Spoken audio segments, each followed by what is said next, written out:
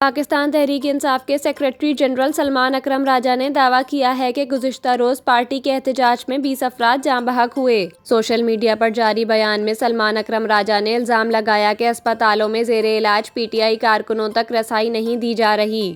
انہوں نے الزام عائد کیا کہ اسلام آباد کے اسپتالوں میں کہا جا رہا ہے ریکارڈ تلف کیے جائیں۔ سلمان اکرم راجہ نے دعویٰ کیا کہ گزشتہ روز کے احتجاج میں 20 افراد جاں بحق ہوئے۔ جتنے بچے مارے گئے ان کا ڈیٹا اور ویڈیوز ہمارے پاس موجود ہیں۔ ان کا کہنا تھا کہ ہم حکومت کے خلاف عدالت میں جائیں گے، وزارت داخلہ اور وزیر داخلہ کے خلاف عدالت میں جائیں گے۔ قبل ازیں وفاقی وزیر داخلہ محسن نقوی نے تحریک انصاف کو چیلنج دیا کہ اگر گزشتہ روز اسلام آباد میں آپریشن کے دوران پی ٹی آئی کا کوئی ایک کارکن بھی مرا ہے تو بتایا جائے۔